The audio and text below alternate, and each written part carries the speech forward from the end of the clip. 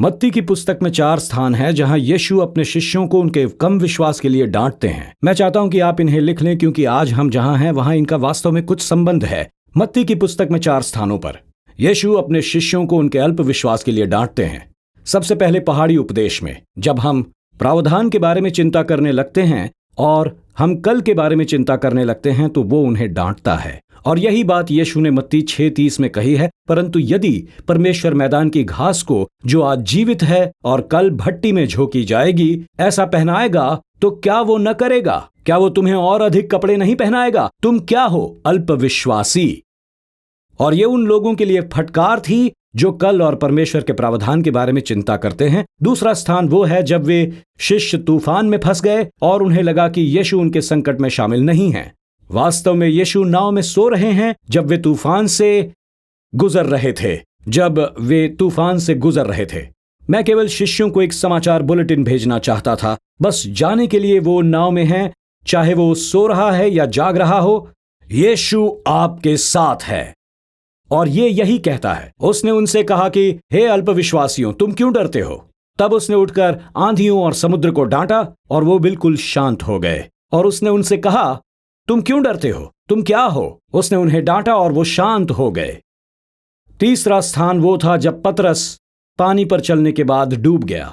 मत्ती 14, यीशु ने तुरंत हाथ बढ़ाकर उसे थाम लिया और कहा, हे तू क्या अल्पविश्वासी, तूने क्यों संदेह किया? और अंततः जब शिष्य यीशु के शब्दों का गलत अर्थ निकाल रहे थे, यीशु उनसे कह रहे थे, फरीसियों के खमीर से सावधान रहो। और ये मत्ती 16 के वचन 8 में कहता है, इस बात को जानकर हे अल्पविश्वासियों, तुम आपस में क्यों विचार करते हो कि हमारे पास रोटी नहीं है? क्योंकि वे गलत अर्थ लगा रहे थे कि मसीह का इसमें क्या मतलब था। यीशु कह रहे थे, तुम्हें इन लड़ाइयों से लड़ने के लिए विश्वास की आवश्यकता है। प्रावधान के बारे में चिंता से लड़ने के लिए आपको सबसे पहले विश्वास की आवश्यकता है, और कल आपका सामना जिससे हो रहा है उससे लड़ने के लिए। आप में से कुछ लोगों को चिंता है काम पर वापस जाने के बारे में, सोचने के बारे में और यहां तक कि कक्षाओं में जाने के बारे में। पर वो कहता है कि चिंता से लड़ने के लिए आपको विश्वास की जरूरत है। वो उन्हें दूसरा भाग बताता है, आपको ये जानने के लिए विश्वास की आवश्यकता है कि परमेश्वर परवाह करता है और वो चौकस है और तूफान में मौजूद है, कि आप विश्वास के माध्यम से ये भरोसा रखें कि वो मौजूद है।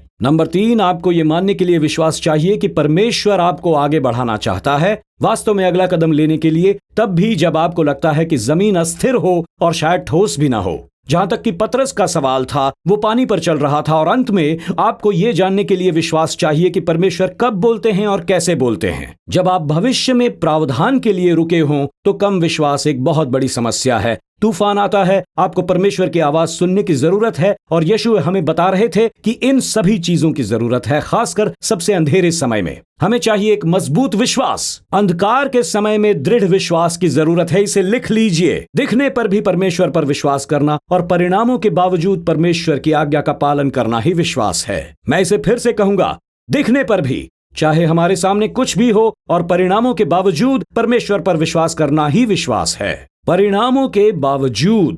अब यहां बड़ा प्रश्न आता है जो आप सब पूछ रहे हैं, और वो ये है कि ये के विश्वास कैसे हुआ, जबकि विश्वास यानी फेथ एफ से शुरू होता है। मैं जानता हूं कि आप सोच रहे हैं कि मैं यहां अल्फाबेट के बीच में खो रहा हूं, लेकिन मुझे आपकी मदद करने दें। और इसी कारण से विश्वास परमेश्वर के ज्ञान पर निर्मित होता है।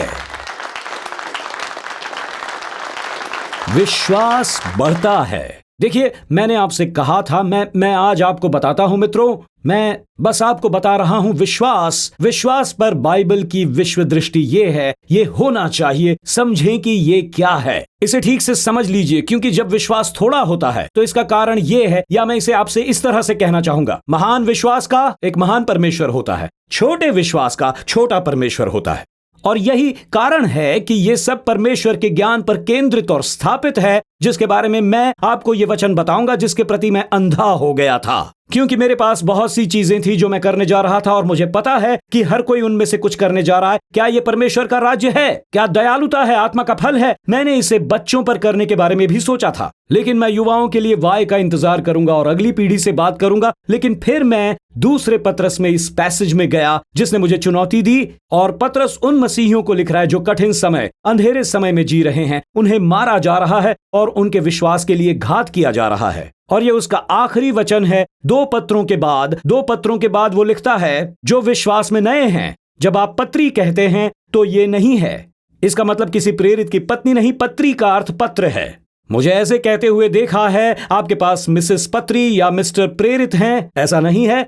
ये उनकी आखिरी किताब का आखिरी वचन है, पत्रस के शहीद होने से पहले, और ये वास्तव में एक प्रार्थना में है, जैसे रिकार्डो द ब्लेसिंग नामक उस अंतिम गीत में हमारा नेतृत्व कर रहा था, जो एक प्रार्थना थी। जैसे ही आप इसका अंत गा रहे थे, आमीन, इस प्रकार ये वचन समाप्त होता है। और यहीं जब मैं तैयार हो रहा था तो मैं के से अंधा हो गया, परमेश्वर का राज्य और ये सभी चीजें, और फिर अनुग्रह के पीछे तेजी से चलना, ये वचन है, ये वही कहता है। सुनिए क्या कहता है, वो दूसरे पत्रस 3:18 में आता है, परंतु अनुग्रह में बढ़ो, और वहां वो आता है, और हमारे प्रभु यीशु मसीह के ज्ञान में। जी हां, अनुग्रह के सहारे वर्तमान में आगे बढ़ना हमारे लिए एक चुनौती है, क्योंकि इसमें विश्वास की नींव है। मैं 1 सेकंड में वहां पहुंचूंगा और आपको समझाऊंगा, उससे महिमा मिले अब और अनंत काल तक, आमीन। देखिए, परमेश्वर के उस ज्ञान में बढ़ना जिसे पत्रस चुनौती दे रहा था। मैं परमेश्वर के बारे में इतना नहीं जानता कि मुझे इसमें बढ़ने की आवश्यकता है। जब मैं मसीह बन जाता हूं तो मैं उद्धार के बारे में पर्याप्त जानता हूं, लेकिन पर्याप्त जानने का मतलब उसमें बढ़ना। तो मुझे हमारे एक अतिथि वक्ता जॉनी एरिक्सन टाडा, जो कुछ साल पहले यहां टाइम स्क्वायर चर्च में मिले थे, बहुत पसंद हैं। उन्होंने ऐसा कहा, परमेश्वर को जानने के बारे में सबसे अद्भुत चीज यह है कि उन्हें हमेशा जानने के लिए बहुत कुछ होता है। और इतना ही नहीं, जब हम कम से कम उम्मीद करते हैं, वो कहती है कि वो हमारी साफ सुथरी धारणाओं में घुसता है कि वो कौन है और कैसे काम करता है। मैं चाहता हूं कि आप जानें, आपके सामने आने वाली हर लड़ाई विश्वास की परीक्षा है, विश्वास की परीक्षा। और विश्वास की प्रत्येक परीक्षा दिखाना एक चुनौती है, या वास्तव में ये जानना आपके लिए है कि आपका परमेश्वर कितना बड़ा है। मैं फिर से कहूंगा इसे, प्रत्येक लड़ाई विश्वास की परीक्षा है, और विश्वास की प्रत्येक परीक्षा एक चुनौती है कि परमेश्वर कितना बड़ा है। देखिए, यही कारण है कि परमेश्वर का ज्ञान, वो दूसरा पत्रस 3:18 की पत्रस हमें ज्ञान में बढ़ने के लिए, अनुग्रह के पीछे चलने के लिए कह रहा था। विश्वास की प्रमुख सामग्री है यही विश्वास की प्रमुख सामग्री है। अब मैं कुछ कहना चाहता हूं जो मुझे लगता है कि पता नहीं मैं कैसे कहूंगा इसे, पता नहीं, पर ये रहा। देखिए, यही तो युद्ध है जो चल रहा है। जब मैं स्टैन और नताशा के बारे में सोचता हूं, वो लीडर 212 और हाई स्कूल से कॉलेज, जूनियर हाई तक की अगली पीढ़ी, और ये बड़ी बात है जो अगली पीढ़ी के साथ हो रही है, और वे इसे कहते हैं, आइए मैं आपको वो बड़ा शब्द देता हूं, वो इसे आपके विश्वास को खंडित करना कहते हैं। और वो जो कर रहे हैं वो ऐसा कर रहे हैं। आपके पास युवा लोग हैं जो परमेश्वर को बाहर फेंकना और तोड़ना और दोषपूर्ण नींव पर किसी का पुनर्निर्माण करना शुरू कर रहे हैं, दोषपूर्ण नींव पर। और मैं ये कहना चाहता हूं, मुझे लगता है कि हमारी बहुत सारी युवा पीढ़ी अपने प्राण की लड़ाई हार रही है, क्योंकि हमने निर्माण किया है। ये यहां आता है, ये आता है तो बस इसमें शामिल कर दो और बाद में मुझे ईमेल करो। और क्योंकि हमने आज एक चर्च बनाया है, लोगों से ये जानने के लिए कहा जा रहा है कि वे कौन हैं, इसके बजाय कि परमेश्वर कौन है। और इसलिए हमारे पास ये सभी संदेश हैं आपके लिए। दोस्तों, आप खुद को जानकर किसी भी युद्ध में जीत नहीं पाएंगे। आप ये जाने कि परमेश्वर कौन है, यही समझना जरूरी है। और दोस्तों, मैं आपको ये बताने के लिए जा रहा हूं, ठीक है, अब मैं परेशानी में आ जाऊंगा। ये रहा, मैं अभी वापस आया हूं, इसलिए मुझे कोई परवाह नहीं। अब हम शुरू करते हैं। हम ये नहीं, चर्च ऐसा नहीं है कि हम कुछ बन सकें, ये इसलिए है कि हम किसी को जान सकें। हमें ये जानना था परमेश्वर को जैसा वो है। यही कारण है कि हम चर्च के लिए मिलते हैं, आपके लिए नहीं बल्कि उसके लिए। और इसीलिए हमने इसे खो दिया। और आप जानते हैं लोग अपने विश्वास को क्यों नष्ट कर रहे हैं? क्योंकि हम भूल रहे हैं कि वो कौन है। समझ रहे हैं आप? हम ये जानने की कोशिश कर रहे हैं कि हम कितने मजबूत हैं। हम भूल जाते हैं कि हमारी ताकत सीमित है, पर मैं एक असीमित परमेश्वर को जानना चाहता हूं। मैं जानना चाहता हूं कि परमेश्वर कितने महान हैं। देखिए, ये परमेश्वर को जानने के द्वारा है। इस तरह आप एक अच्छी लड़ाई लड़ते हैं। जब इस बात का ज्ञान हो कि आप किससे लड़ सकते हैं, ये आप नहीं जानते कि मुझे अपने वरदानों के बारे में पता चल गया है और मुझे उस वरदान का परीक्षण करना है और मुझे इससे गुजरना होगा और ये पता लगाना होगा कि मेरा एनेग्राम क्या है। क्या मैं हूं? आप जानते हैं, क्या मैं गुलाबी रंग का हूं? मेरा नंबर 10 है। मैं जानना चाहता हूं परमेश्वर प्रभावशाली हैं। इसलिए जब आप खुद को खोज रहे हैं तो मैं इस ज्ञान में बढ़ना चाहता हूं कि परमेश्वर कौन है। मैं जानना चाहता हूं। और दोस्तों सुनो, मुझे अब भी हर हफ्ते आश्चर्य होता है कि हमारे यहां भी लोग आते हैं। हम के तक पहुंच चुके हैं और हमें अभी भी 16 और लेटर्स जानने हैं। लेकिन बस मेरे साथ बने रहिए, मैं जल्द ही चर्च सभा समाप्त करूंगा। क्योंकि जब हम एक साथ आते हैं तो चर्च की प्रार्थना, बाइबल पढ़ना और संगत लड़ाई की ये एक बूट कैंप है। संगत लड़ाई की वही तो है ये। हमें आपको अंधेरे समय में चलने के लिए तैयार करना होगा। और दोस्तों, मुझे बस इतना कहना है कि लड़ाइयां आ रही हैं और आपके लिए वो पहले से ही यहां हैं। मुझे एक युवक याद है जो हमारी आखिरी चर्च में प्रभु के पास आया था, जहां सिंडी और मैं थे। कैरिज्मेटिक व्यक्तित्व, सबने प्यार किया। डॉनी नाम था उसका। वो इतना प्यारा और इतना करिश्माई था, लेकिन बहुत अपरिपक्व। वो मेरे पास आया और उसने कहा, पास्टर टिम, मैं प्रार्थना कर रहा हूं और प्रभु ने मुझसे बात की है और कहा, ठीक है, मुझे बताओ डॉनी ये क्या है। उसने कहा, प्रभु ने अंततः मुझसे कहा, उसका उद्धार हुए अभी 6 महीने हुए थे। मैं युद्ध से थक चुका, मैंने ग्रेजुएशन कर लिया है और मुझे अब कोई लड़ाई नहीं लड़नी है। मैंने कहा, क्या आप मरने वाले हैं? क्योंकि ऐसा तो तभी होता है जब आप मर जाते हैं। मैंने कहा, अगर तुम जीवित हो तो मैं और भी बहुत कुछ बताना चाहता था। ओ मेरे करिश्माई दोस्त ये कि आप युद्ध में जाने वाले हैं क्योंकि आपने कहा था कि अब और कोई युद्ध नहीं होगा। देखिए, जब आपके विश्वास को परखा जाता है तब परमेश्वर के बारे में आपके ज्ञान को चुनौती दी जाती है। यही करता है ये। मुझे इन युद्ध के वचनों को देखने दो और मुझे सामान्य शब्द, लड़ाई का सामान्य विषय बताइए। इसे सुनिए। पहला पतरस हमें याद दिलाता है और वो ये कहता है, आप इन चीजों से बेहद खुश हैं, भले ही आपको कुछ समय के लिए विभिन्न प्रकार की परेशानी उठानी पड़े। और फिर पतरस ये कहता है, इन दुखों का उद्देश्य क्या है? आपके विश्वास को आग की तरह परखना, यह जांचने के लिए कि सोना कितना असली है। आपका विश्वास सोने से भी अधिक मूल्यवान है और परीक्षा में उत्तीर्ण होने पर वो परमेश्वर को स्तुति, महिमा और आदर देता है। याकूब इसे इस तरह कहता है, भाइयों, जब तुम नाना प्रकार की परीक्षाओं का सामना करते हो तो इसे पूरे आनंद की बात मानो।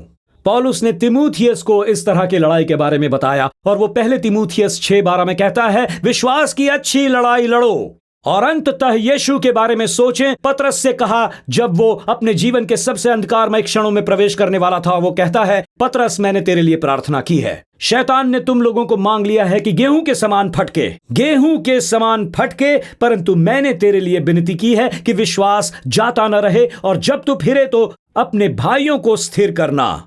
भाइयों को स्थिर करना, ये रहा, लिख लीजिए इसे। हर लड़ाई विश्वास की लड़ाई है और हर लड़ाई तोड़ने, मरोड़ने, विकृत करने, विघ्न डालने और परमेश्वर की गलत व्याख्या करने के लिए आती है। तोड़ने मरोड़ने के लिए।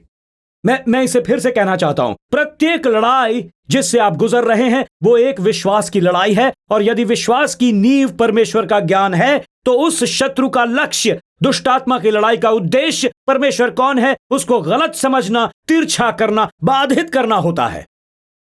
C.S. लुइस उस तरह की लड़ाई और परमेश्वर के घुमाव से लड़ रहे थे।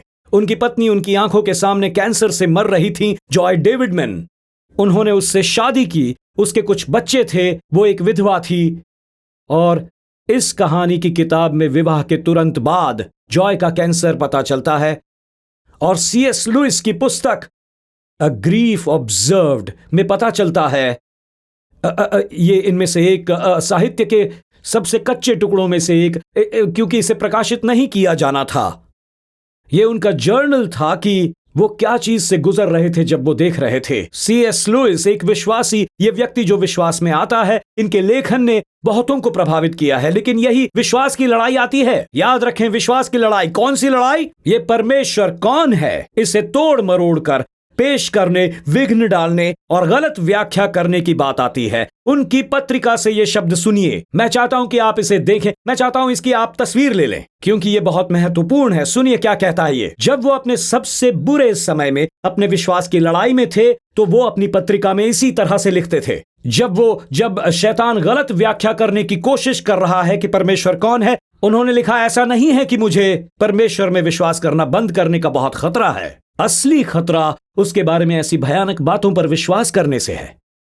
जिस निष्कर्ष से मुझे डर लगता है वो ये नहीं है कि आखिरकार कोई परमेश्वर नहीं है, बल्कि तो परमेश्वर वास्तव में ऐसा ही होता है।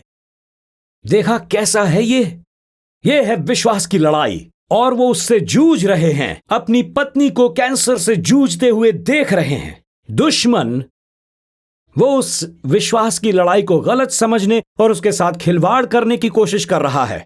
परमेश्वर ऐसे ही हैं, और इसीलिए परमेश्वर का ज्ञान हमारे इस प्रकार के विश्वास की नींव है। जब परमेश्वर धुंधला हो जाता है तो लड़ाई आसानी से हारी जा सकती है। लड़ाई आसानी से हारी जा सकती है जब परमेश्वर धुंधला हो जाता है। दोस्तों, मुझे इसीलिए कहना है कि समझे इसे, कभी भी अधिक विश्वास पाने की कोशिश ना करें, बस परमेश्वर को और अधिक जानने का प्रयास करें। विश्वास अपने आप आ जाएगा। मैं इसे फिर से कहूंगा, केवल विश्वास का पीछा मत करो, परमेश्वर के ज्ञान का अनुसरण करो। परमेश्वर को और अधिक जानने का प्रयास करो। उनके चरित्र, विश्वास योग्यता, उनकी ताकत को पहचानो। प्रेममय दयालुता, उनके न्याय को जानो, उनकी पवित्रता को जानो। जैसे जैसे आप परमेश्वर को जानते हैं, हमारे अंदर और अधिक विश्वास पैदा होता है। ये ज्ञान कहां से मिलेगा? परमेश्वर के वचन से। जैसे ही हम इस वचन को खोलते हैं, हर बार जब हम यहां आते हैं, तो बेहतर होगा कि हम इस वचन में रहें।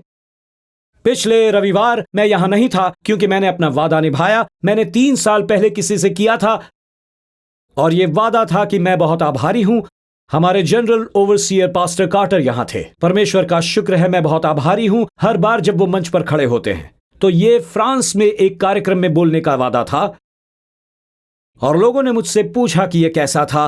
मैंने शायद पिछले सप्ताह के मध्य में पिछले 3 दिनों से ऐसा सुना है, और मेरा उत्तर अनपेक्षित रूप से आश्चर्यजनक है। जैसे कि मैं एक वादा निभा रहा था और मुझे पता था कि मैं क्या करने के लिए तैयार हो रहा था, मेरी लड़ाई क्या थी। और इसलिए, क्योंकि मैं इस मामले की सच्चाई यह है कि मुझे रविवार को TSC छोड़ने से नफरत है।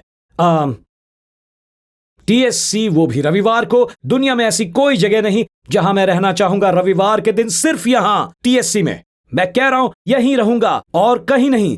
पर मुझे अपना वादा निभाना था, इसलिए मैं आप सबको छोड़कर गया। और शायद इसीलिए मुझे बहुत उम्मीदें नहीं थी। मुझे नहीं पता था क्या होगा वहां पर, कैसा होगा।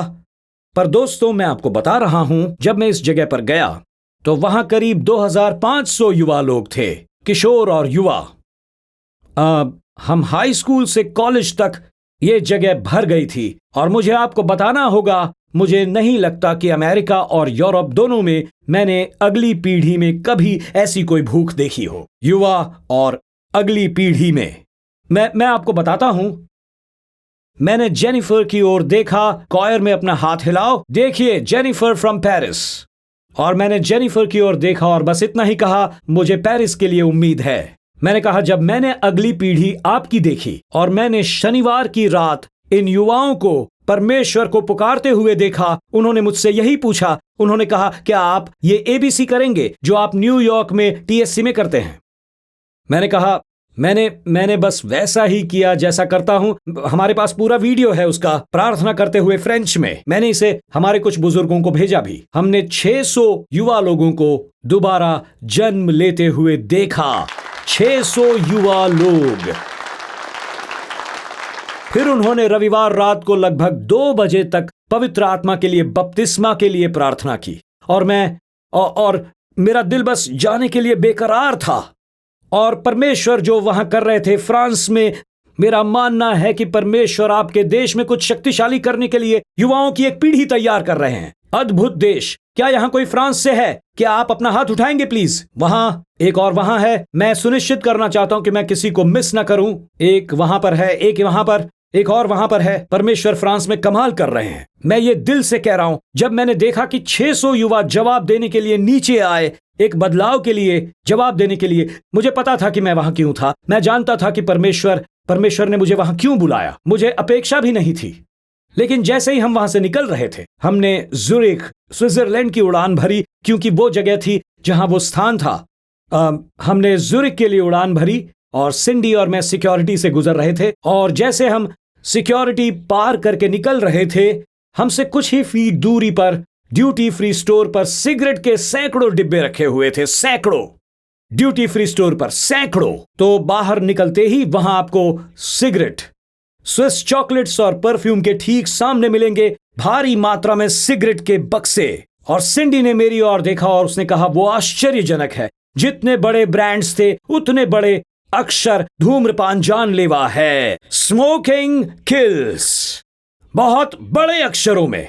और मैंने कहा, अरे ये तो बढ़िया है, ये अच्छा कर रहे हैं। जानलेवा, इससे कुछ भी ठीक नहीं हुआ। लोग बस सिगरेट खरीदे जा रहे थे। मेरा मतलब है, भर भर कर वो सिगरेट ड्यूटी फ्री कार्टन्स खरीद रहे थे, बड़ी चीज के साथ, स्वाइपिंग कार्ड्स, और वहां बड़ा सा चिन्ह था, स्मोकिंग किल्स। ऐसा नहीं था कि वो वहां छोटे अक्षरों में लिखा हुआ था, जिसे आप मैग्नीफाइंग ग्लासेस से ही देख सकते हैं। दोस्तों, मैं बता रहा हूं, मुझे लगता है मार्लबोरो से बड़ा था वो। वहां लिखा था स्मोकिंग किल्स। और फिर भी लोगों ने जान की परवाह ना करते हुए इसे पढ़ा नहीं और कैंसर से मरने का जोखिम उठा लिया, चाहे वहां पर जो भी लिखा था उसे पढ़े बिना। और मुझे आपको बताना होगा, बस इसी के बारे में मैं सोच रहा था, इस वचन के बारे में। यदि आप इसे नहीं पढ़ते हैं तो मैं आपको बता रहा हूं, ये आपके विश्वास को मार देगा।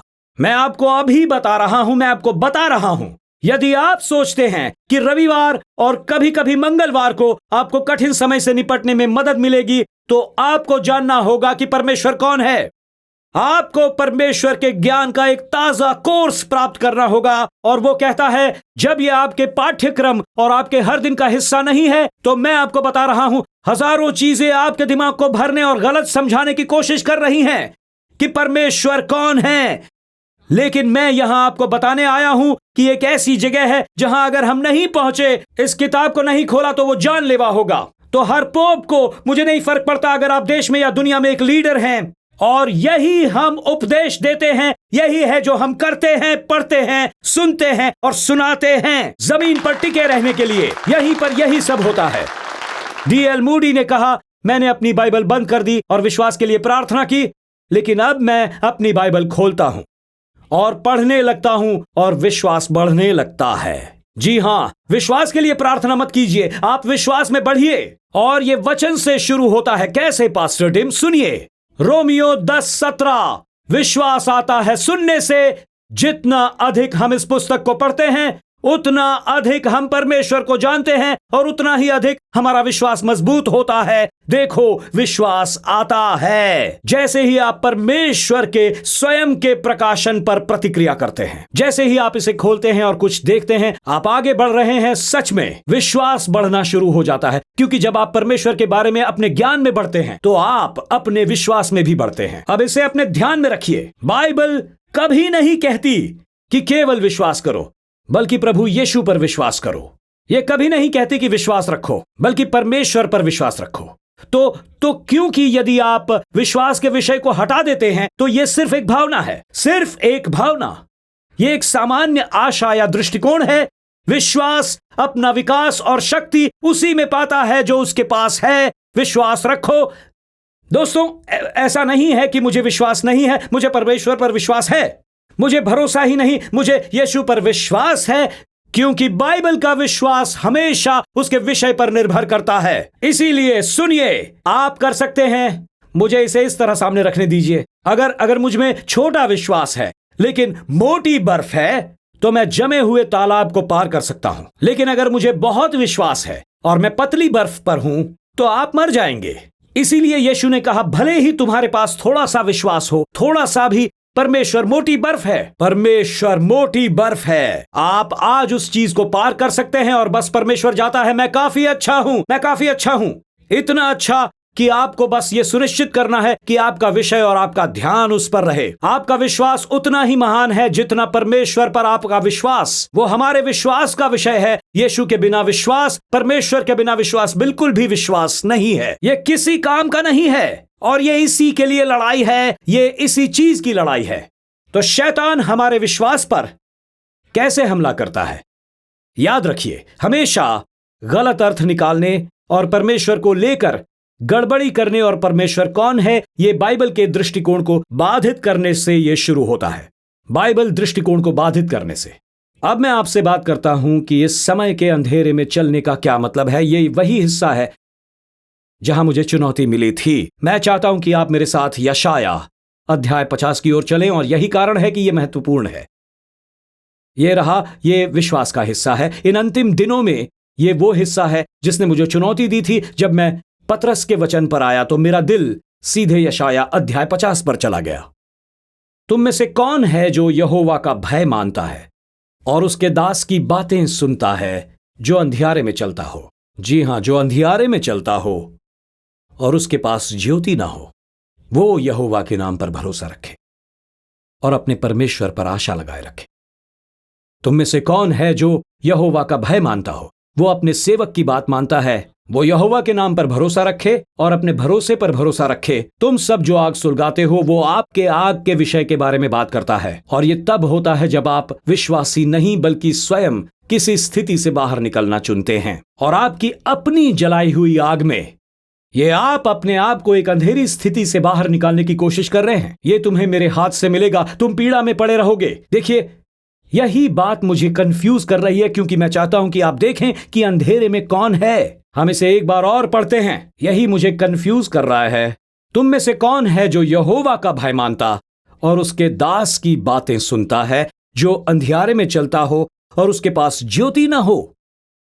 वो यहोवा के नाम पर भरोसा रखे और अपने परमेश्वर पर आशा लगाए रखे। यह ऐसा व्यक्ति नहीं है जिसे अनुशासित किया जा रहा हो। यह वो व्यक्ति है जो परमेश्वर का आज्ञा पालन करता है। ऐसा व्यक्ति नहीं जिसे अनुशासित किया जा रहा हो। ये वो व्यक्ति है जिसे परमेश्वर कह रहे हैं, ये आपके विश्वास की परीक्षा है, ये देखने के लिए कि क्या तुम मुझ पर भरोसा करोगे। क्योंकि ये तो यही कहना हुआ, जब रोशनी नहीं होती तो आप क्या करते हैं? ये वही कहता है, प्रभु परमेश्वर के नाम पर भरोसा रखो और अपने परमेश्वर पर विश्वास करो। उन्होंने यही कहा। वो कहते हैं, क्योंकि चेतावनी ये है कि यहां अपनी आग मत लगाओ। नहीं, अपने आप को बाहर मत निकालो। अकेले व्यक्ति पर प्रयास मत करो, मत करो, मत करो, मत करो। अपने अकेलेपन को ठीक करने के लिए योजनाएं मत बनाओ। सोचा था ना मैं ये कहूंगा। वो कहते हैं, क्योंकि जब आप ऐसा करते हैं तो पीड़ा दूसरी तरफ होती है। जब आप अपना खुद का आविष्कार करने की कोशिश करते हैं, अगर परमेश्वर एक पल के लिए रोशनी बंद कर देते हैं तो वो कह रहे हैं कि मैं यहां जो कर रहा हूं, मैं आपको परमेश्वर के नाम पर भरोसा करने और अपने पर भरोसा करने के लिए कह रहा हूं। दोस्तों, मुझे बस इतना कहने दीजिए कि जब मैं एक कठिन समय और अंधेरे समय से गुजर रहा होता हूं तो एक भजन होता है जो मुझे अंधेरे से बाहर निकालता है। और ये एक पुराना भजन है, my hope is built on nothing less than Jesus। कितने लोगों को यह भजन पता है? और मैं बस, कई बार ऐसा होता है, मैं चल रहा होता हूं और मैं बस, My hope is built on nothing less than Jesus' blood and righteousness. I dare not trust the sweetest frame, but wholly lean on। चलिए मेरे साथ गाइए, चलिए। On Christ the solid rock I stand, all other ground is sinking sand.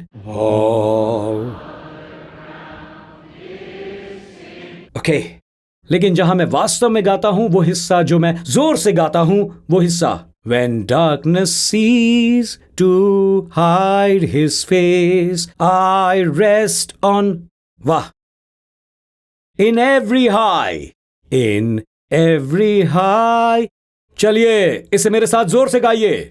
My anchor holds on Christ the solid rock, come on।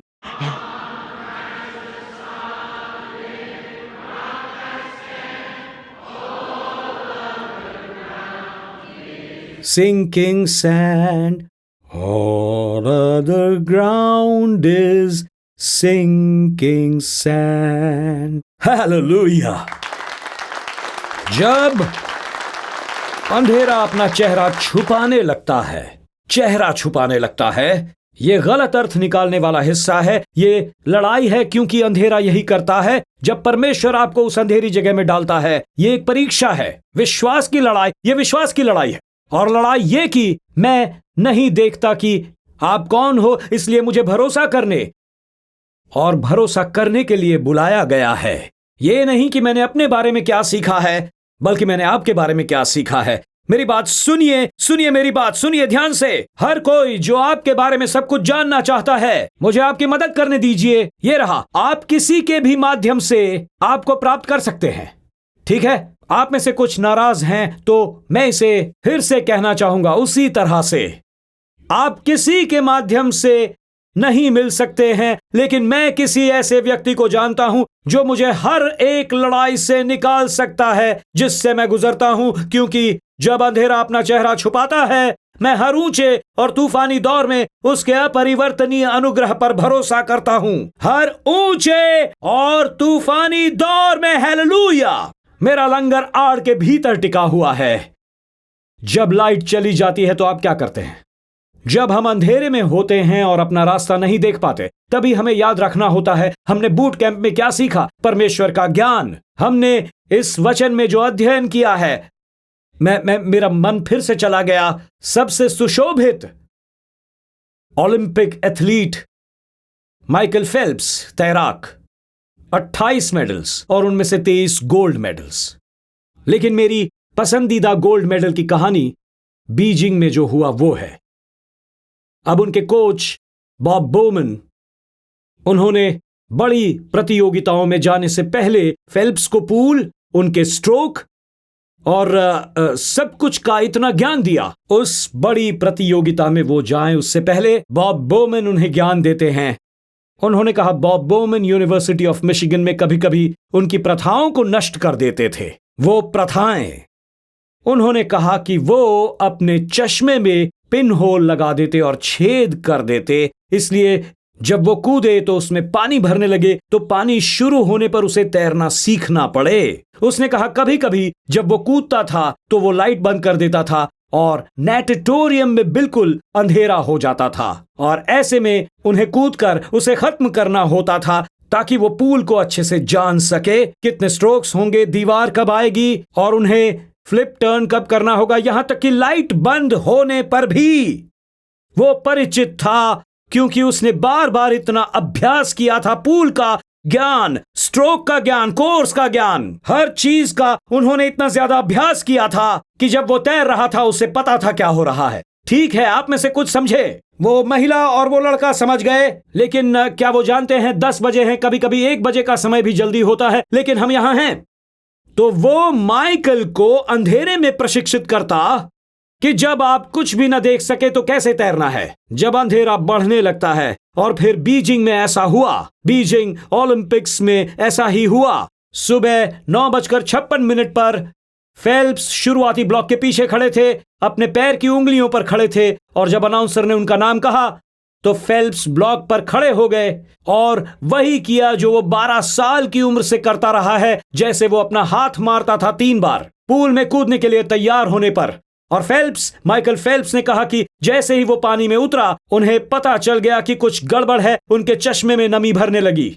पता नहीं चल सका कि वो नीचे से लीक हो रहा था या ऊपर से, लेकिन जैसे ही उसने पानी की सतह को तोड़ा और तैरना शुरू किया, उसे उम्मीद थी कि यह खत्म हो गया है, बस यही था। लेकिन उसने कहा कि फाइनल के दूसरे मोड़ तक सब कुछ धुंधला होता जा रहा था, और जब वो अंतिम लैप में तीसरे मोड़ के करीब पहुंचा, चश्मे के कप पूरी तरह भरे हुए थे और माइकल ने कहा, मैं कुछ नहीं देख सकता, न लाइन, न पूल का बॉटम, प्रवेश द्वार की दीवार को चिन्हित करने वाली ब्लैक टी नहीं देख पा रहा था। और उसी समय फेल्प्स ने यह कहा, फिर सारी ट्रेनिंग शुरू हो गई। उसने कहा, अचानक बूट कैंप मेरे पास आया। उन्होंने कहा, क्योंकि मैंने पहले ही इसका अध्ययन कर लिया है, मुझे पूल के बारे में जानकारी है, मुझे स्ट्रोक के बारे में जानकारी है, मुझे ज्ञान है। और माइकल फेल्प्स ने कहा कि लेकिन जब मेरा कोच लाइट बंद कर देता था और मुझे अंधेरे में तैरना पड़ता था, वो मुझे याद आया। और इसीलिए ये सब हुआ कि जब अचानक माइकल ने अनुमान लगाया, जब उसने अंतिम मोड़ लिया, तो उसने कहा, माइकल ने अनुमान लगाया, उसने कहा, मैंने अनुमान लगाया कि फाइनल पुश के लिए कितने स्ट्रोक की आवश्यकता होगी। वो हो गए 21 स्ट्रोक्स। मुझे पहले से ही पता था मुझे क्या करना था। तो उसने कहा, अचानक ही मुझे पता चला 21 स्ट्रोक मुझे चाहिए। मुझे आराम महसूस हुआ और लैप के बीच में ही उसने कहा, मैंने अपना फाइनल शुरू किया, जो कि उसके 18वें स्ट्रोक से हमेशा बड़ी बात होती है। कहता है, मैंने अपना पुश शुरू किया। उसने कहा, मैंने भीड़ की आवाज सुनी और चूंकि मैं अंधा हो चुका था इसलिए मुझे पता नहीं था, पर वो मुझे उत्साहित कर रहे थे। 19वां स्ट्रोक और फिर 20, और जब वो 21वें स्ट्रोक पर पहुंचा, उसे पता था ग्लाइड उसे दीवार तक ले जाएगी। और जब उसने चश्मा उतारा तो उसने ऊपर देखा, अपना नाम देखा और वहां लिखा था WR, वर्ल्ड रिकॉर्ड। उसने केवल गोल्ड नहीं जीता बल्कि एक वर्ल्ड रिकॉर्ड भी तोड़ा, और उसने ऐसा अंधेरे में किया, जो मुझे बताता है कि आप जब परमेश्वर को जानते हैं, जब आप जानते हैं परमेश्वर कौन है, जब आप जानते हैं आप क्या हैं, अचानक आप जा रहे हो, मुझे नहीं पता कहां, लेकिन मैं जानता हूं कौन परमेश्वर। मुझे लड़ाई जानने की जरूरत नहीं है, मुझे दुश्मन को जानने की जरूरत नहीं है, मुझे ये जानने की जरूरत नहीं है कि मैं कौन हूं, मुझे ये जानने की जरूरत है कि परमेश्वर कौन है। मुझे W दिखता है। Hallelujah, hallelujah, hallelujah, hallelujah. मेरे साथ खड़े हो जाइए। हालेलुया। परमेश्वर की महिमा हो, परमेश्वर की महिमा हो, परमेश्वर की महिमा हो। Hallelujah, hallelujah. हे प्रभु, हालेलुया। यशाया कहता है, 2 चीजें आपको अंधेरे में करनी है, अंधेरे में काम करना है। प्रभु के नाम पर भरोसा रखें और परमेश्वर पर निर्भर रहें। बस इतना ही। उसने ये नहीं कहा वहां रोशनी होगी, उसने नहीं कहा, लेकिन आप दीवार को छूने जा रहे हैं, आप दीवार से टकराने वाले हैं। लेकिन हम ये कैसे करें पास्टर टिम?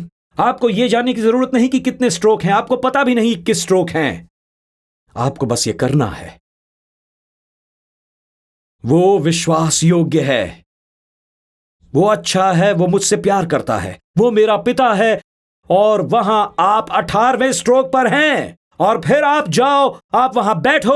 वो शक्तिशाली है, वो सर्वज्ञ है। और फिर पुश वहां आता है, वो सर्वव्यापी है। और अचानक आप वहीं ऊपर जाते हैं और चलते रहते हैं। वो वहां है, वो वहां है, वो वहां है, वो वहां मेरे लिए है, वो हर कहीं है। मैं एक बात बता दूं, प्रभु के नाम पर भरोसा करने का मतलब है उनके चरित्र पर भरोसा करना, जो मैंने पहले ही बूट कैंप में सीखा, और उस पर भरोसा करना। इसीलिए आप चर्च आते हैं दोस्तों, परमेश्वर के बारे में जानने के लिए। हम आपके बारे में आपकी परीक्षा नहीं लेंगे, हम नहीं कर सकते। क्यों? क्योंकि इससे आपको कुछ हासिल नहीं होने वाला। हम चाहते हैं कि आप इसमें प्रशिक्षित हों। महान चंगाई प्रचारक विगल्सवर्थ ने जो कहा मुझे बहुत पसंद है। मैंने कहा, मैं जो देखता हूं उससे प्रभावित नहीं होता हूं, मैं जो महसूस करता हूं उससे प्रभावित नहीं होता हूं, केवल उसी से होता हूं जिस पर विश्वास करता हूं। बस इतना ही, इतना ही। यहीं से ये आता है, यहीं से ये आता है। ये चश्मे में पानी के साथ अंधेरे में तैरना है। ये अंधेरे में तैर रहा है, अंधेरे में तैरना। यही तो परमेश्वर हमसे करने को कह रहे हैं। वहां ऐसे क्षण हैं, इसलिए हम आपको अंधेरे में तैरने के लिए प्रशिक्षित करते हैं। यहां पर हम आपको अंधेरे में चलने के लिए प्रशिक्षित करते हैं, क्योंकि आज आप जहां बैठे हैं, आप ऑनलाइन देख रहे हैं कि मैंने प्रभु की आज्ञा मानी है, मैं प्रभु का भय मानता हूं। लेकिन लाइट क्यों बंद है? लाइटें क्यों बंद कर दी गई हैं? रोशनी क्यों हटा दी गई है? मुझे ऐसा लगता है जैसे मैंने सब कुछ ठीक किया है। आपको पता है, मार्क यूका बैरी, उस भजन का ये खंड, वो पहला भाग, my hope is built on nothing less. लेकिन यीशु ने धार्मिकता में लहू बहाया। और सुनिए, मुझ में भरोसा करने की हिम्मत नहीं है। ये क्या कहता है करीम? सबसे मधुर फ्रेम। लेकिन ये यहां आता है, लेकिन पवित्र यीशु के नाम में। वो क्या कह रहा है? क्या आप जानते हैं फ्रेम क्या है? वो मन स्थिति की तरह है। यही उसने कहा था। वो कहता है, मुझे अपने सबसे प्यारे फ्रेम पर भी भरोसा नहीं है, भरोसा करना तो दूर की बात है, जब मैं बुरी जगह पर होता हूं तो मैं सबसे प्यारे फ्रेम पर भरोसा करने की हिम्मत नहीं करता। यहां आता है चश्मा। मैं मीठे पर भरोसा करने की हिम्मत नहीं करता, लेकिन पवित्र पर क्या? वो यही कहता है, इस तरह से आप अंधेरे से गुजरेंगे। क्योंकि उस समय हम वादों से जीते हैं, स्पष्टीकरण से नहीं। हमने वो वादे सीखे हैं जो हमने सीखे हैं। और यहां आपके लिए अच्छी खबर है, आप दीवार को छूने जा रहे हैं। यह अच्छी खबर है, आप दीवार से टकराने वाले हैं। यह होने वाला है, आप जाने वाले हैं WR वर्ल्ड रिकॉर्ड। आखिर मैं इसे कैसे कर पाया? यह रही अच्छी खबर। भजन संहिता 112:4, अंधेरे में भी ये क्या कहता है? क्या कहता है यह? सीधे लोगों के लिए प्रकाश का उदय होता है। आप जा रहे होंगे, आप में से कुछ लोग आज भरे हुए चश्मे लेकर आराधना कर रहे हैं। आप कल को देख भी नहीं पा रहे, ये भी नहीं देख सकते कि किस लिए आप अपार्टमेंट में वापस जा रहे हो, लेकिन किसी तरह परमेश्वर के बारे में आपके ज्ञान ने आपके हाथ ऊपर कर दिए। मजबूत विश्वास और एक मजबूत परमेश्वर ने उन हाथों को ऊपर उठाया जैसे ही आपने उसकी आराधना शुरू की। एक बच्चा जिसका चश्मा भरा हुआ, एक शादी, एक जगह पर, एक शरीर जो किसी बीमारी से पीड़ित है, और किसी तरह चश्मे का धुंधलापन भविष्य के डॉक्टरों का, मान लीजिए 3 साल, ये सभी चीजें आती हैं और डर आपको घेरने लगता है चारों ओर से। दर्द आता है, आप सोच रहे हैं क्या मुझे भी अपनी डिग्री मिलेगी? मैं इस स्कूल का कर्ज कैसे चुकाऊंगा? मैं क्या करूंगा? ये सब कैसे होगा? मैं भुगतान कैसे करूंगा? स्टैन 1 दिन के रिट्रीट के लिए निवेदन कर रहा है और आप सोचते हैं मैं भुगतान कैसे करूंगा? ये सब कैसे होगा? मेरे बच्चे कहां जाएंगे? और सब कुछ धुंधला रहा होता है। पर मैं आपसे कहता हूं, हाथ ऊपर उठाओ और कहो, प्रभु मुझे आप पर विश्वास है, प्रभु के नाम पर भरोसा है। ओह, मैं बहुत महत्वपूर्ण महसूस करता हूं, मुझे बस यही लगता है कि मुझे ये करना चाहिए, मैं वास्तव में महसूस करता हूं। इसलिए यदि आज आप वहां हैं और 1 बज रहा है, लेकिन छोड़िए, आप सुनिए, यदि आज आप यहां हैं, कह रहे हैं पास्टर टिम, मैं यहां पानी से भरे धुंधले चश्मे के साथ हूं, मैं देख नहीं पा रहा आगे क्या है, लेकिन यह ऐसा दिन है जिस पर प्रभु के नाम पर भरोसा और प्रभु पर निर्भर होना चुन रहा हूं। बालकनी, मेन फ्लोर, यदि आप यहां भवन में हैं तो एक साथ देखते रहें। मैं चाहता हूं कि आप अपनी सीट से उठ जाएं। मैं चाहता हूं कि आप यहां आए आगे चलकर, ताकि हम सब प्रार्थना करें। आइए उस धुंधलाहट के लिए प्रार्थना करें। बालकनी, मेन फ्लोर, सब उठिए, अपने सीट से उठिए और यहां आगे आ जाइए, मेरे सामने खड़े हो जाइए। मैं आपके लिए प्रार्थना करूंगा। मैं चाहता हूं बस दृढ़ता से महसूस करें कि हमें उनके लिए प्रार्थना करनी है जिनके लिए धुंधला हो चुका है सब कुछ। और परमेश्वर क्या करने वाले हैं? मेरा मानना है कि वो एक दिन जरूर होगा जब वो बालकनियों को प्रोत्साहित करना और आगे लाना शुरू करेंगे। अशर साहब को यहां तक ले आएंगे और वहां ऊपर हमारी टीम आपके लिए प्रार्थना करेंगी। जो हमारी नेक्स्ट बिल्डिंग में देख रही है, जो ऑनलाइन है, वो हमारे साथ जुड़े हुए हैं। बस विश्वास रखिए और हमारे साथ प्रार्थना कीजिए। और वो जो ऑनलाइन है, बस टाइप कीजिए चैट में, मैं ऑल्टर पर ऑनलाइन आ रहा हूं। टाइप कीजिए चैट बॉक्स में, बस टाइप कीजिए, मैं ऑल्टर पर आ रहा हूं, फ्रांस से, थाईलैंड से, रशिया से, चाइना से। मैं ऑल्टर पर आ रहा हूं गुयाना से, दक्षिण अफ्रीका से। और हम इंतजार करेंगे बालकनी से जो लोग आगे आ रहे हैं उनका। मैं चाहता हूं कि आप बस अपने हाथ उठाएं। मैं चाहता हूं कि अभी इसी वक्त आप अपने हाथ उठाएं। प्रभु के नाम पर भरोसा रखो, प्रभु के नाम पर भरोसा रखो और परमेश्वर पर निर्भर हो जाओ। परमेश्वर के नाम पर भरोसा रखें और परमेश्वर पर निर्भर हो जाएं। मैं अभी विश्वास करना चाहता हूं कि परमेश्वर कुछ शुरू करने जा रहे हैं। परमेश्वर अभी आने वाले हैं। पिता, यीशु के नाम में मुझे विश्वास है कि आप इन्हें लेना शुरू कर देंगे।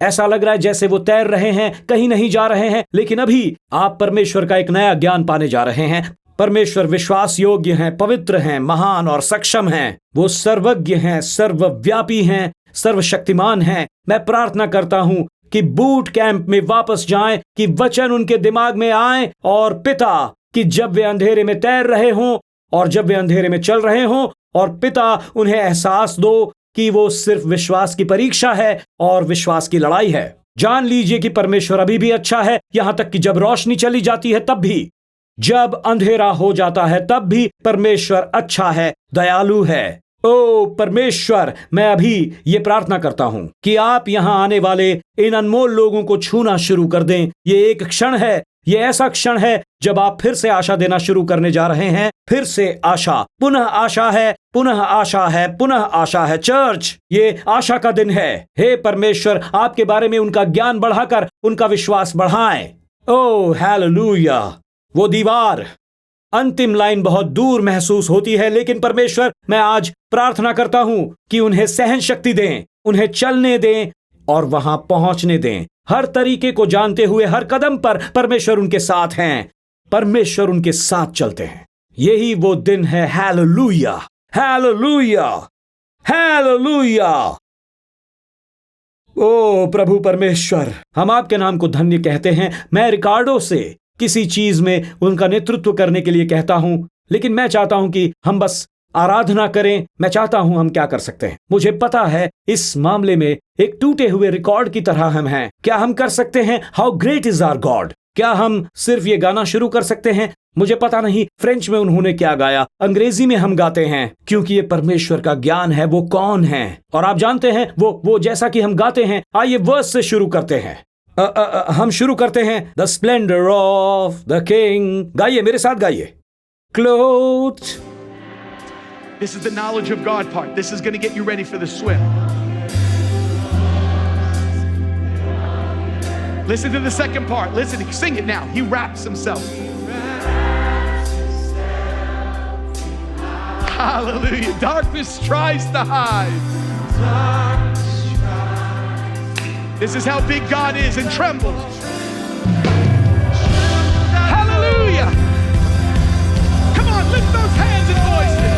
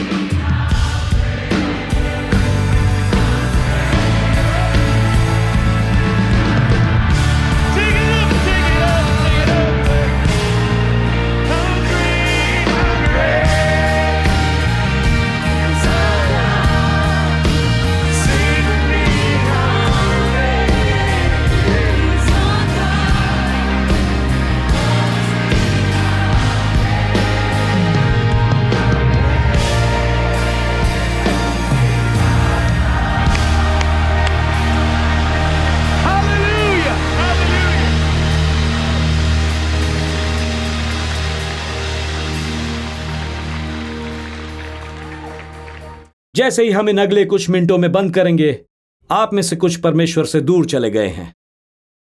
आपके पास लड़ाई है, अंधेरे क्षण ने उसे गलत समझा है, विकृत किया है, तोड़ा है, मरोड़ा है। यही वो वचन है जिसकी मुझे तलाश है। और आपने क्या कहा है, मैं इसका हिस्सा नहीं बनना चाहता। मैं इसे हर समय सुनता हूं, क्योंकि मैंने सोचा था आप उसके बिना कुछ हासिल कर सकते हैं, पर हम में से कोई भी ऐसा नहीं कर सकता। विश्वास की लड़ाई में जो चीज मेरी मदद करती है वो परमेश्वर के बारे में मेरा ज्ञान है। इतना ही, ये परमेश्वर का ज्ञान है। मैं आपको बस इतना बता रहा हूं कि जब भी लाइटें बुझती हैं, मुझे बस याद आता है कि वो कौन है। हर बार बत्तियां बुझती हैं, वो विश्वास योग्य है। और फिर ये जानकर मैं बस तैरता रहता हूं, क्योंकि मैं जानता हूं कि वो कौन है। और इसीलिए आप में से कुछ लोगों ने वो चेहरा खो दिया है। आपने सोचा कि आपको पुनर्निर्माण करने की आवश्यकता है, और मुझे पता है कि ये एक व्यंग्यात्मक ढंग से मैं कह रहा हूं, और इसीलिए मैं पुनर्निर्माण करने जा रहा हूं, फिर से कहने जा रहा हूं। इसीलिए सुनिए मेरी बात। वो जो ऑनलाइन है, क्योंकि यहां आने से डर रहे थे, लेकिन फिर भी छुप कर देख रहे हैं, मैं जानता हूं। आप सोच रहे हैं इसे कैसे पता चला इसे? मैं बता दूं, ये स्पेशल कैमरास हैं, इनके जरिए हम देख सकते हैं आपको। नहीं, ऐसा कुछ भी नहीं है, स्पेशल कैमरा वगैरह। पर जब आप इसे पुनर्निर्माण करते हैं, आप अभी भी पानी में फड़फड़ा रहे हैं और डॉगी पैडलिंग कर रहे हैं, हाथ पैर हिला रहे हैं ऐसे, क्योंकि आप उस तरफ पहुंच नहीं पा रहे। और आपको मैं बता दूं, ये रुकने और कहने का दिन है। मैं आपको अपने जीवन में चाहता हूं। परमेश्वर, आइए और बदलिए मेरे जीवन को। आप में से कुछ लोग परमेश्वर से दूर चले गए। आप चर्च में पले बड़े हैं, पर आपने वैकल्पिक जीवन शैली चुनी। आपने नेतृत्व करने के लिए अपने बारे में चीजें चुनी हैं। हो सकता है आपने न्यूयॉर्क सिटी का दौरा कर रहे हो और आपने कहा हो, मैंने इसे चुना है, मैंने इसे इस रूप में जाना है। और मैं आपको बता रहा हूं कि ये आपको कभी बाहर नहीं लाएगा, क्योंकि वो हमें परिभाषित करता है। वो हमें परिभाषित करता है। आपको टी शर्ट की आवश्यकता नहीं, आपको खुद को परिभाषित करने के लिए किसी और चीज की आवश्यकता नहीं। परमेश्वर हमें परिभाषित करता है। ये काम नहीं आता मेरी अपनी परिभाषा की मैं क्या हूं, उसे छोड़ो और आगे बढ़ो। कहो, परमेश्वर वापस आइए, परमेश्वर वापस मेरे जीवन में आइए। मैं खुद से ये सब करते हुए थक चुका हूं। अपने हाथ ऊपर उठाइए, अपने चेहरे, अपनी आंखें। वो जो ऑनलाइन देख रहे हैं, यदि आज आप यहां हैं, मैं प्रभु से दूर हो गया हूं, लेकिन आज वापस आना चाहता हूं, ऐसा कहिए और हाथ ऊपर उठाइए, मेरे साथ प्रार्थना कीजिए। मैं कब से इंतजार कर रहा हूं। आपने समझ लिया, उसने समझ लिया। अपने हाथ ऊपर रखिए, ऊपर उठाइए और मेरे साथ जुड़िए। बालकनी चारों तरफ, उन्हें देखिए, वो जो पीछे खड़े हैं, अपने हाथ उठाइए, सभी हाथ उठाइए। चलिए, कम ऑन, मैं चाहता हूं कि आप प्रार्थना करें। सुनिए, ये वो प्रार्थना है जो हम पहले से जानते हैं। मेरे साथ जुड़िए। नई प्रार्थना हम अगली बार करेंगे, लेकिन इस बार बस ये शब्द कहिए, यीशु, मैं घर वापस आ रहा हूं। मैंने सोचा कि मैं इसे स्वयं कर सकता हूं। मैंने सोचा था कि मैं अपना रास्ता खुद बना सकता हूं, लेकिन आज मुझे एहसास हुआ है कि यह विश्वास की लड़ाई है और आप मेरे दिमाग में विकृत हो गए हैं।